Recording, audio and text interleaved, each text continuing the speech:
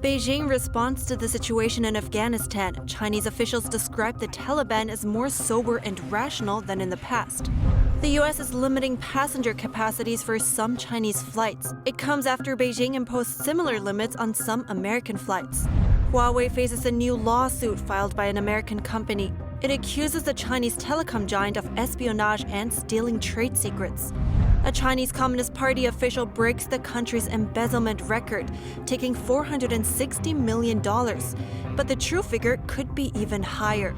And Chinese farmers who suffered flood damage receive little to no support from authorities. Only a few dollars given as compensation for a land lot as big as an NBA basketball court.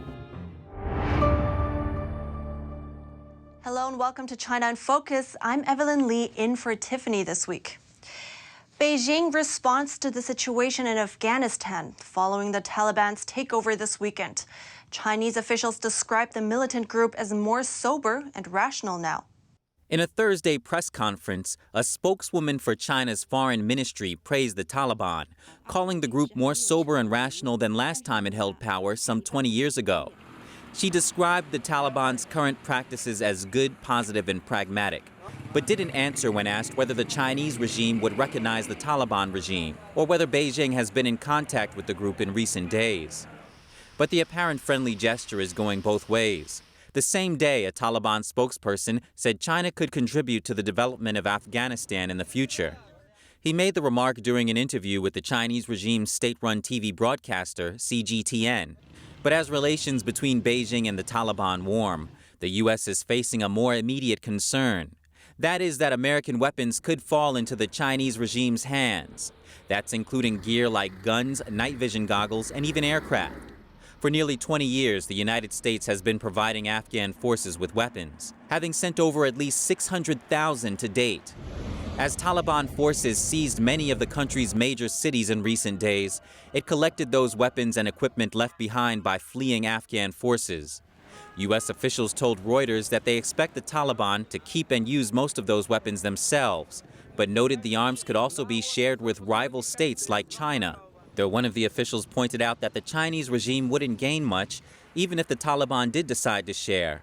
That's because Beijing likely has access to comparable weapons and equipment already. Besides weaponry, experts are voicing other concerns too. For one, Afghanistan's rare earth metal mines.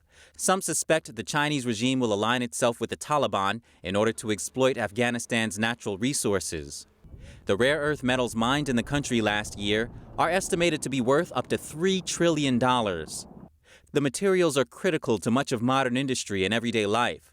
They're needed to produce everything from airplanes and weapons to cell phones and laptops. China currently dominates the global rare earth market. The Chinese regime threatened to cut off supplies to the U.S. during the 2019 trade war. The U.S. Transportation Department says it will limit some flights from Chinese carriers to 40% passenger capacity for 4 weeks. The department made the announcement on Wednesday.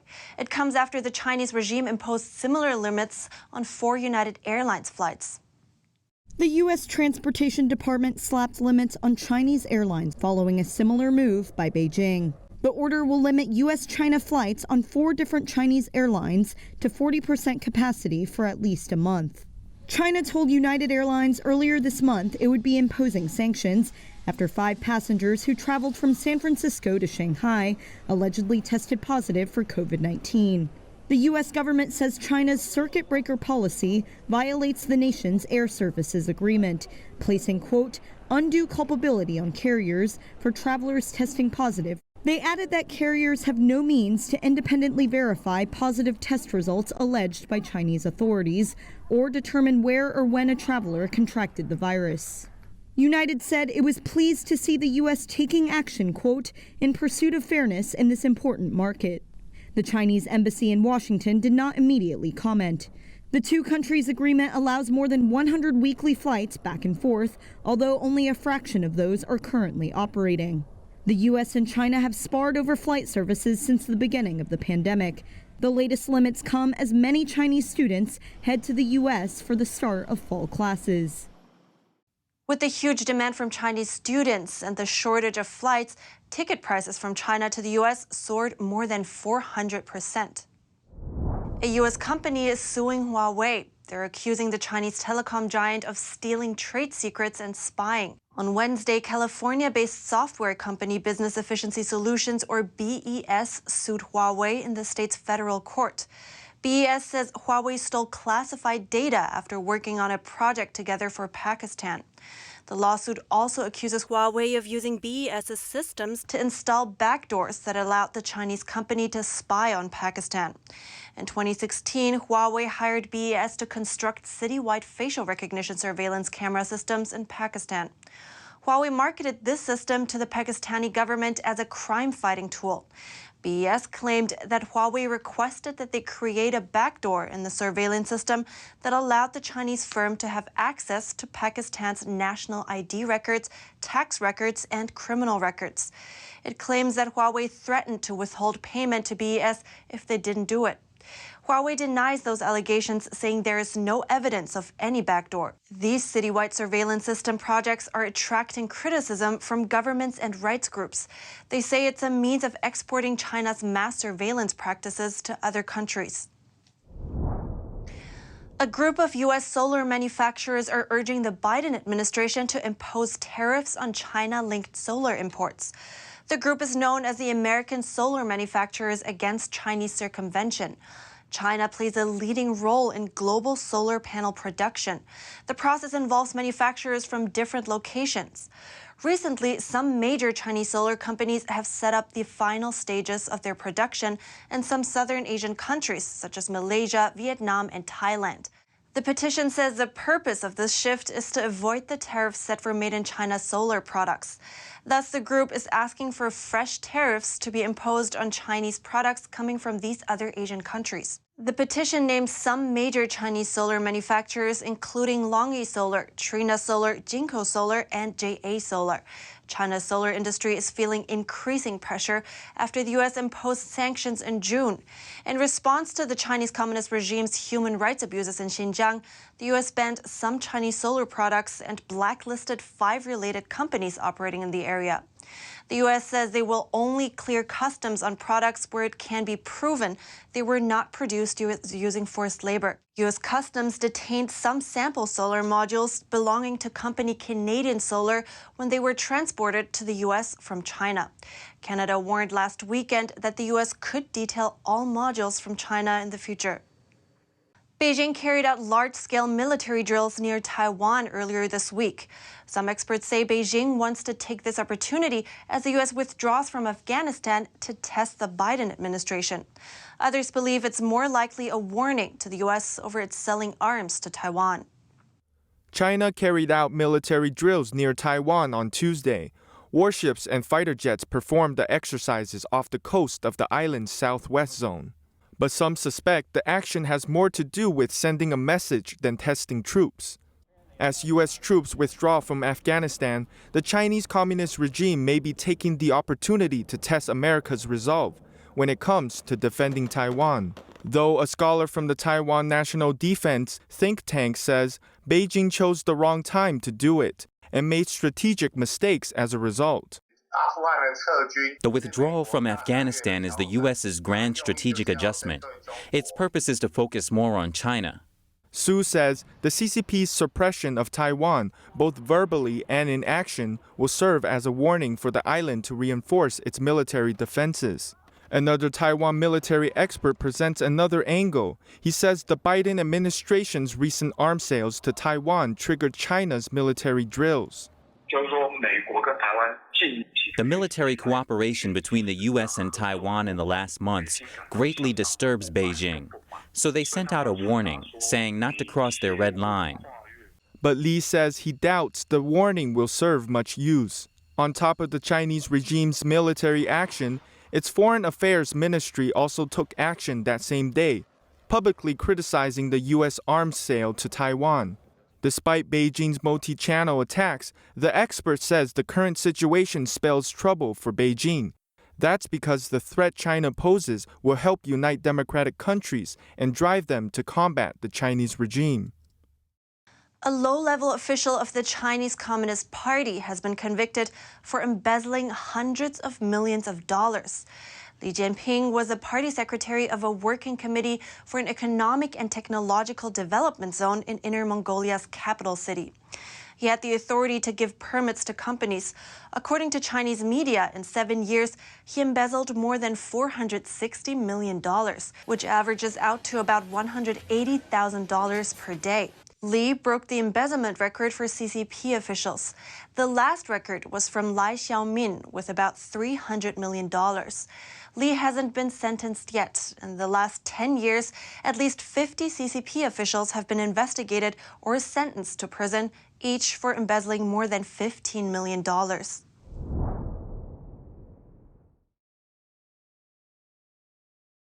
Floods in China's Henan province devastated millions of acres of farmland. Farmers worry authorities aren't offering enough relief subsidies. Henan's Provincial Department of Agriculture announced that for every 7,000 square feet of devastated land, they will give farmers about $7 in relief subsidies. 7,000 square feet is roughly the size of 1.5 NBA basketball courts. One local farmer, Ms. Yang, tells the Epoch Times that $7 is far from enough support. She explained that that's only enough money to buy a bag of seeds. But without the floods, the equivalent amount of land could produce more than 1,000 pounds of corn. Despite being only $7, it seems authorities have yet to deliver on that promise. Another farmer, Mr. Li, tells the Epoch Times having subsidies is better than no subsidies, but that he hasn't seen a penny of it. He says he doesn't know anyone else who got the subsidy either. According to official data, the floods affected 14 million people in Henan, and more than 2 million acres of land have been devastated. China is celebrating 70 years of sovereignty over Tibet, and a celebration was held in Tibet's capital city. But as China celebrates, Tibetans are condemning it. They say China's takeover of Tibet was a grim moment in history. NTD's Don Ma has more. On Thursday, in Tibet's capital city, Beijing held a grand ceremony celebrating the 70th anniversary of its takeover of Tibet by force. The ceremony is an exercise in propaganda that calls on Tibet to accept communist rule. High-level Chinese Communist Party official Wang Yang said in a speech that Tibet can only develop and prosper under the party's leadership and socialism. He also warned that external forces have no right to interfere in Tibetan affairs. And prominently displayed is a 4-story tall portrait of CCP leader Xi Jinping. China called it a celebration of the peaceful liberation of Tibet. But what many Tibetans call is the Chinese invasion of Tibet. In 1951, China sent its military to forcibly gain control of Tibet. That was after Tibetan leaders refused to accept Chinese sovereignty over the region. Tibetans have been severely persecuted under communist rule. Estimates put Tibetan deaths at between 400,000 and 1.2 million. This as a result of war, starvation, and repression. Tibet's elected parliamentary government based in India, the Central Tibetan Administration, condemned the ceremony. It said the peaceful liberation of Tibet claim is false, adding that the date marks a grim occasion in the history of Tibet. And as China marks this anniversary, Tibetans are protesting. In the U.S., Tibetan activists marched for 10 days from Philadelphia to Washington, D.C., demanding Tibet's independence. Don Ma, NTD News.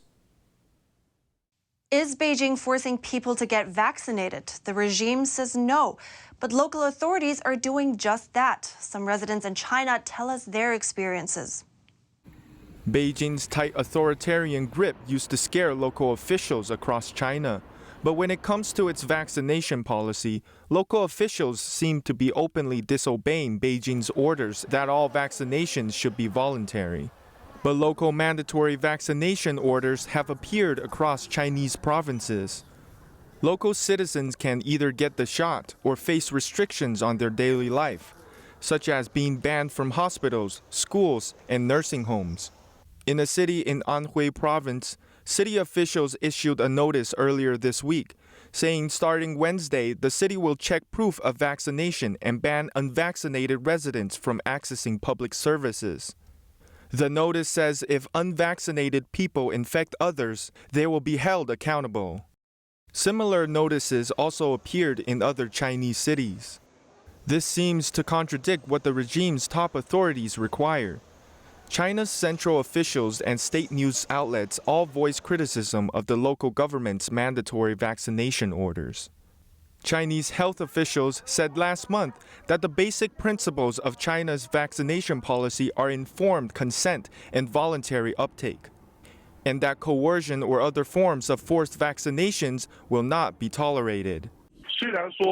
Although the National Health Commission says on the surface that it is voluntary to vaccinate, all levels of government are still forcing the people to vaccinate. They come after you from all areas, all ways in life. As long as you want to survive in this country, they will make you get the vaccine by controlling you in all ways. Why does Beijing tolerate this? A health officer in Wuhan reveals that Beijing indirectly ordered the local governments to do so. It serves as a political task. Although it is not mandatory for the people, it is used as an assessment task to assess the government's ability to mobilize people. A human rights activist in China's Hubei province believes that Beijing is likely shifting the blame to the local authorities. The central government says it's voluntary, but it's under a condition. That is, 83% of the population must be immunized. Maybe Beijing ordered lower levels to achieve this figure to shift the blame to them. As a result, local government officials are under extreme pressure to deliver on Beijing's vaccination goals. And they've tried, by all means. I just got the news today that in some cities, if you don't get vaccinated, you can't even take a driver's license test. A local resident from China's Hubei province says local authorities are taking vaccination measures to the extreme. For some self-employed businesses, if you don't get vaccinated, the regime will close your shop. Some 80 or 90-year-old people who are seriously ill were also asked to get the shot. Some of them can't even get up from bed.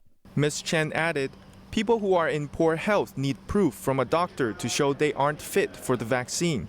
But it's very difficult to get this kind of proof. A Canadian judge reserved her decision on whether to extradite Huawei's chief financial officer Meng Wanzhou to the United States. She says that she will announce the date of her ruling in October. Associate Chief Justice Heather Holmes says she will likely announce her decision on October 21st. Meng was arrested on a warrant at Vancouver International Airport on December 1st, 2018. She's accused of misleading banking institution HSBC about Chinese tech giant Huawei's business dealings with an Iran-based company.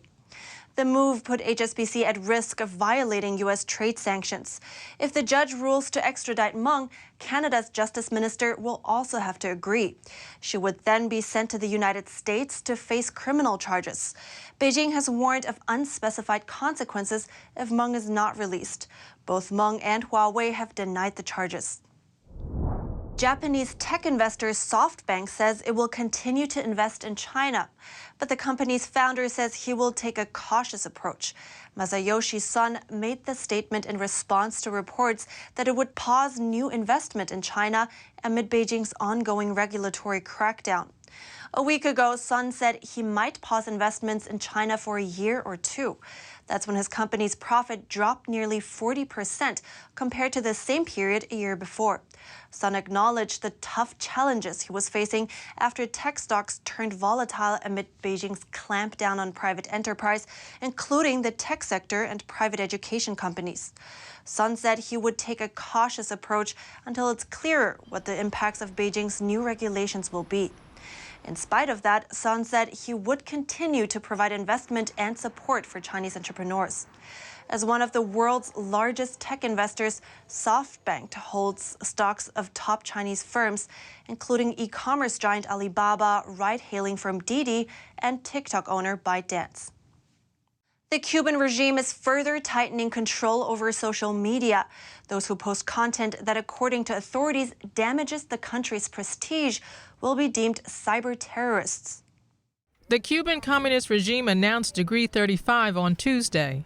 It bans the spread of messages and content the regime considers offensive or that incite mobilizations or other acts that upset public order. This model, Decree 35, will demand an adequate, respectful, ethical, and truthful use of these communication channels. The regime claims this is to clamp down on misinformation. It also provides a channel for Cubans to inform authorities about potential law violations. But many citizens and international human rights activists are outraged over the move, saying it would further restrict Cubans' freedoms. These new laws come to reinforce the prohibition that already exists and legalize things that were being done outside of legal framework, such as the cuts of the internet service, etc. It is a threat to the freedoms and the citizens' rights, which is why it has generated so much rejection among the population. Part of the decree also orders the state telecom's monopoly to suspend services for users who have sent messages or content that violate the rules. Even human rights nonprofit Amnesty International is paying attention to the tightened control. It is seeking to limit the space where people can access information freely. Not only the access, but distribute and exchange information. It will be up to the authorities to determine what is false information, and information that seeks to harm the government or against the constitutional precepts. The Americas director at Amnesty International says this new decree formalizes digital repression, and the Cuban regime is once again seeking absolute control of a monopoly on internet access. Cuban officials have long argued that dialogue is permitted only within the revolution. The Cuban foreign minister wrote about the decree on Twitter, saying we have the right to exercise national sovereignty over cyberspace. And that's all for today. But before you go, we have a short announcement. We have our premiere at 9:30 p.m. from Monday to Saturday on TV and our YouTube channel. NTD is available on many platforms, including cable TV, satellite, and over-the-air TV across the U.S., and it continues to grow. Please check out ntd.com/TV. Type in your zip code to find all the ways you can watch our show. That's ntd.com/TV. Thanks for watching. See you next time.